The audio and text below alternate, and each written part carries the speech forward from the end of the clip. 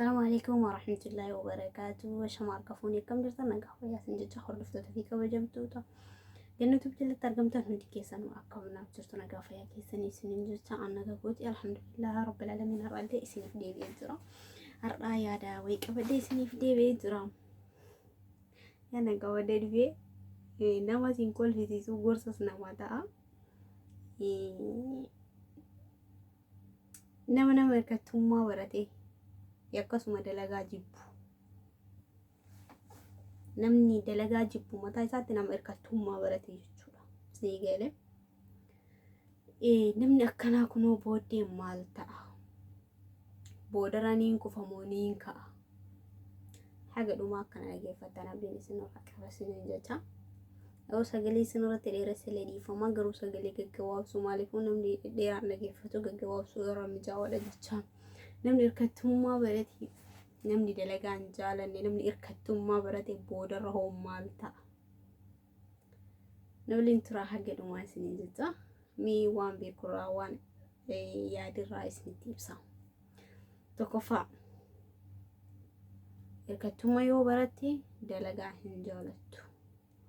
Lammaffaa dalagaa yoo tuffatte akka waan hirkattummaa baratteetti of ilaali. Namni tokko dalagaa humnaas ta'e dalagaan humnaa suniyyuu mala barbaachisti. Dalagaa san ka tuffatu hedduutu jira. Dalagaa tuffatee ka taa'u hedduutu jira. Hedduu argina nama keenya jechuudha. Namni akkasiisu maanni hirkattummaa nama barate jira. Maaliif bakka namatti hirkatee jiraata jechuudha. Hirkattummaa jedhama wanta akkasiisu. Furmaanni nama kanaa maali? Sababni yoo inni hirkattummaa irratti du'uuf maali? Namoota baay'eedha namni akkanatti hirkattummaan jiraatu. Hirkattummaa maaliif baratan? Hirkattummaa maaliif itti fufan? Hirkattummaa jechuun fakkeenya ilma dhiiraa tokko fakkeenya yoo isinii kaase fakkeenya ilma dhiiraa tokko osoo inni rafu haatiif abbaan kaatee yoo biraa dalagde maal jedhama? Hirkattummaa jedhama. Uf danda'ee osoo inni rafu haatiif abbaa yoo dalagde itti galchitee isa nyaachiftee maal jedhama? Hirkattummaa jedhama. Na baay'eetu jira. Keessaa biyya keessa waan akkanaa kun baay'ee jira. Haraa ka biyyaa bahe yoo ta'e akkasitti hirkattummaan jiraachuu hin danda'u. Ka biyyaa bahe illee namoota hedduudha kan dalagaa tuffatu jechuudha. Namni akkasiisu nama maal barbaadu? Nama hirkattummaa barbaadu yookiin hirkattummaan ture. Ka'uunis itti dhiba nama akkanaa kana bira. Hirkattummaa barate waan ta'eef jecha ka'uunis ni dhiba. Hirkattummaa maaliif barate? Teettee nyaachuu jechuun bara hirkattummaa nama barate jechuudha. Dalagaa tuffatuu jechuun hirkattummaa baratte jechuudha. Sannafte jechuunis tokkuma. Dalagaan ulfaate waan fedhe ulfaate malaan keessaa bahuu ni dandeetta. Gaafii tokko inni tokkoffaa maal isinitti kaase wanni akkana jedheef maal fakkeenya isiniif haa ta'u? Shamaruma akka keenya akka biyyaa bayanii jiran gorsa ta'aaf na dhageeffadhaa qaama qalbii.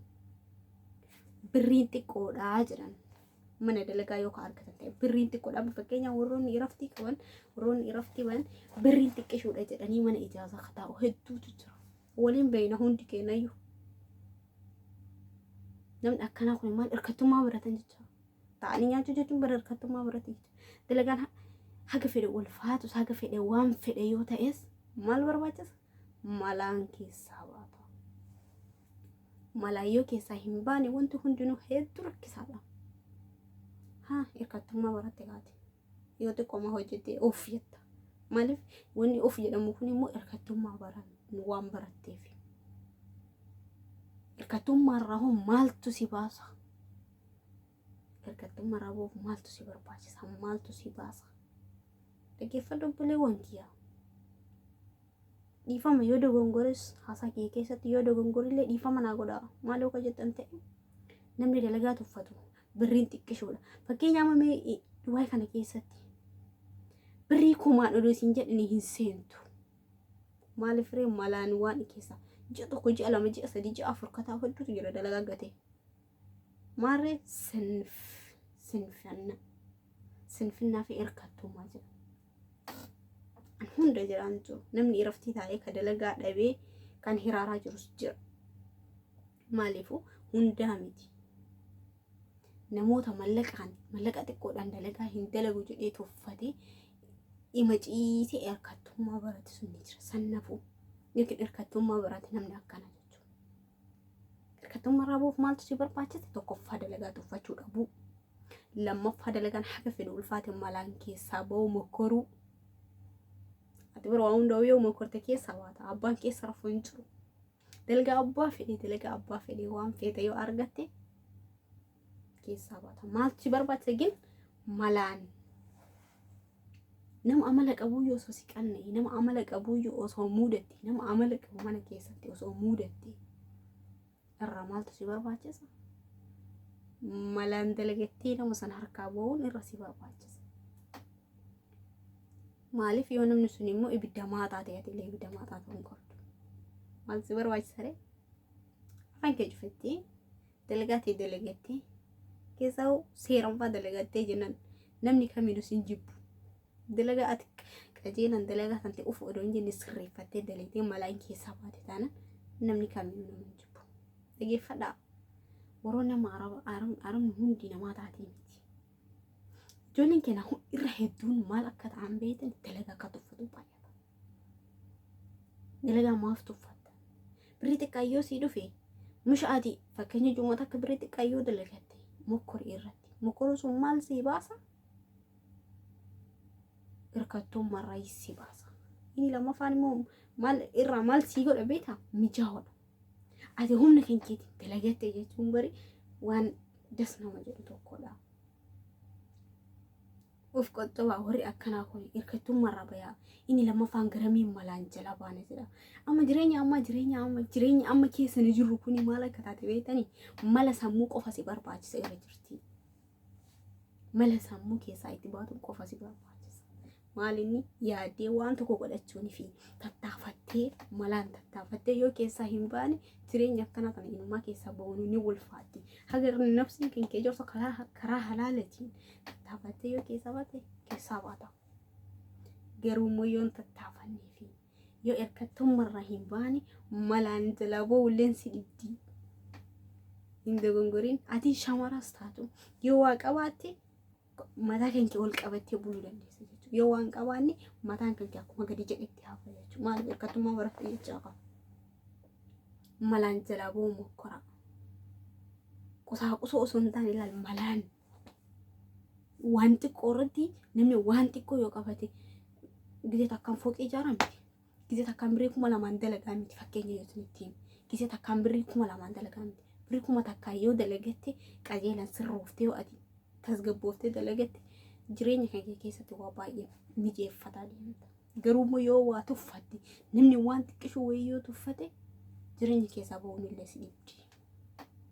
Fi obsa yoo qabaatte. Obsa qabaattee jireenya kan kee keessatti yoo waan hundumaa irra tattaafachaa deemte maal taata beektaa?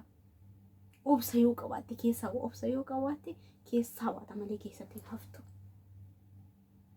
Ati kalee yoo kufte har'a hin kufalaa. Ani kalee hoo miidhame har'a hin miidhama laa. Gin rabbii keetti alhamdulillah jedhee rabbii yoo fayyaa sii kenne maaliin irra hedduu tattaafadhu. Karamiin keessaa baya jedhi. Mijeeffadhu. Malaan seeqadhu. Of jechaa yoo itti deemte ofuma jettee keessatti hafta. Indee namoota hedduu namoota dalagaa tuffatan nama hedduu argina. Maali sababni? Mishu fooqin Dubaay baa dalagaa sii ta'uu hin danda'u. Fooqin Dubaay ka duuba fi dura zannadhu kuni dalagaa sii ta'uu hin danda'u. Gaafa biyya kan keessatti galtee laati qullama jechuudha. Maaliifuu warra har'a tattaafatee ijjijjibina godhatee dalagatee keessaa bayaa jiru kana itti hinaafta gaafsan. Seenofteefillee homaa hin fuutu. Haga fite seenofteefillee homaa takka hin fuutu jechuudha. Garuu yoo har'a dalagatee keessa kabaatu ta'e niin dabarta jala. Hundumaa jechuudha. Kalee yoo kufte dhiise ka kalee dabaree ka kalee waan ta'eef asiin deebi'u suni. Har'a immoo tattaafadhu. Jireenyi waddadee jedhan. Biyya keenya keessatti jireenyi waddadee jedhan irra hedduu. Kun tattaafannee jireenyi waddadullee keessaa ba'uu ni dhibdi. Bakkuma feete iyyuu jiraatte addunyaa kanarra jireenyi bakkuma hundaayyuu wuddii akka ta'e irraanfatee. wanti hundinuu dabalaa waan dhufeefu jecha maaliifuu ati teknooloojii wajjin deemikaa yeroo hojii deemikaa waan qabdu tattaafadhu osoo hin jenne jajjabeeffadhu humna keenya xankaarra ta'e gaafsan hundumaa keessaa dabarta moo yoo keessa rafte akkuma keessa raftetti rabbi nu qajeelchu warroota dalagaa irratti warroota waa tuffatu irratti of jedhu rabbi nu haa qajeelchu bas wanni biraa wanni jedhu hin jiru sagalee kanarra dheeresi asumaan dhiifamu guddaa isin gaafadha nam sagalee kee dhageeffattamu dhiifamu guddaa isin gaafadha komentii galtee yaada qabattanaaf barreessaa yoo dogongora qabaadhe immoo dhiifama maaliifuu ilma namaa waan ta'eef jechanii dogongora qabaadhe dhiifama isin gaafadha waan akkana kanarraa of haa qottu waan akkana kanarraa mijeeffata haa deemnu nunda rabbi nu haa qajeelchu isiniif anas rabbi haa qajeelchu kaayoo biyya waaniif warra wallaala rabbi nu godhin taqabdu lagadu kore biyyee gali keessa wanti shama warra biyya ambaa keessatti yeroo dheeraftee nu faayidaa qabu si fakkaate faayidaa hin qabu gaafa galtes faayidaa hin qabdu moo harkatti qabatee malaan yoo keessa baate borus har'as akka faayidaa qabduuf nu raanfate dhaamsi kan koo kanuma sagantaa biraatiin isinitti deebi'a inshaallah yoo rabbiin jedhe isinis turte gaarii yaada kan koo akka irratti mijeeffattan abdii qaba isin jecha yoo yaadni kan koo isin toli komentii jalannaa barreessa asumaanu rabbiin waaqa jechuun hundaayyuu asumaan turte gaarii isinin jedha assalaamu alaykum warahmatullahi wabarakaatuh warri naaf haroota tasabkaraaf laayik sheer naaf godhaadha akkasuma walaa jajjabeessin karaa hundaanuu walaa jajjabeessin oromootii isinin jecha warra afaan kee dhageettan kun hundi keessan oo turte gaarii isinin jecha nagaan naaf tura inshaallah sagantaa biraatiin isinitti deebi'u assalaamu alaykum